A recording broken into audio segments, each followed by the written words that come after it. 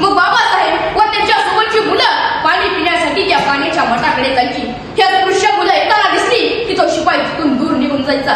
कशाला कोरड पडलेली तिखट चटणी भाकरीने तोंड भागणारी ही मुलं पाण्यासाठी तिथं हात पसरून उभं राहायची. पण शिपाई लवकर माघारी यायचा नाही. असाच बराच वेळ सरून जायचा.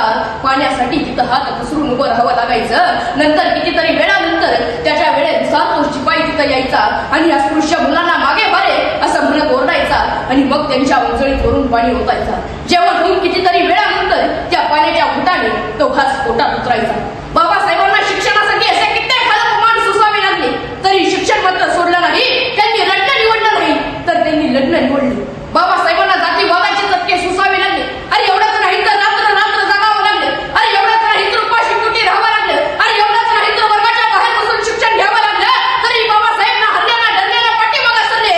उलट परिस्थितीला पायदारी तुटून बाबासाहेब हिमालयाच्या उंची एवढे झाले आणि त्यांनी तर संपूर्ण भारत देशासाठी संविधान लिहिलं. बाबासाहेबांची जिद्द होती की एक दिवस असा कायदा करीन की कुणालाही असा अपमान सहन करावा लागणार नाही आणि त्यांनी ते करून दाखवलंच. अपमानाच्या जखमावरती जिद्दीची फुकर घातली. अपमानाच्या जखमावरती जिद्दीची फुकर घातली. स्वतः जळत राहून आयुष्यभर इतरांची वाट उजळवली. स्वतः जळत राहून आयुष्यभर इतरांची वाट उजळवली. मित्रांनो, बाबासाहेबांना पुस्तकाची खूप आवड होती पण परिस्थिती कठीण होती तरी ते शिकत राहिले. आणि ज्याच्याकडे पुस्तक असतात ना तो माणूस कधीच गरीब नसतो. बाबासाहेबांनी शिकवलं ज्ञान हेच सर्वात मोठं धन आहे आणि हेच धन त्यांच्याकडे होतं. ज्ञानाची ज्योत पेटवली, अज्ञानाचा अंधार घालवला. ज्ञानाची ज्योत पेटवली, अज्ञानाचा अंधार घालवला.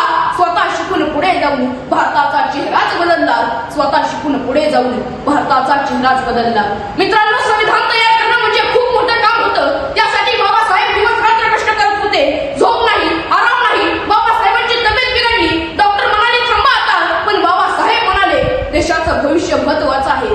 आज आपण समाजामध्ये पाहतो घरात सगळे भाऊ म्हणतात पण इतका मोठा भारत देश, इतक्या धर्म, इतक्या जाती, तरी आपण एकत्र आहोत कारण बाबासाहेबांनी विविधतेत एकता आणली आणि संपूर्ण भारत देश एकत्र केला आणि संविधानाच्या शक्तीने भारताला मजबूत केलं. आणि मित्रांनो, बाबासाहेबांनी एक गोष्ट शिकवली ती म्हणजे स्वतःचा सन्मान ठेवा.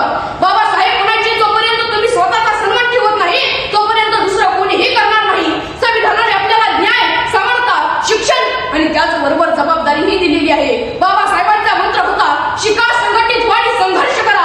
आणि हाच मंत्र जर आपण मनापासून पाळला तर आपल्या घरातून, आपल्या गावातून अनेक बाबासाहेब तयार होतील. चला तर आपण ठरवूया, आपण कोणावरही अन्याय होऊ देणार नाही. आपण सर्वांना समान वागवणार आणि बाबासाहेबांच्या विचारांनी आपला भारत अजून महान करणार. आपला भारत अजून महान करणार. धन्यवाद. जय जिजाऊ, जय शिवराय, जय भीम, जय श्रीराम.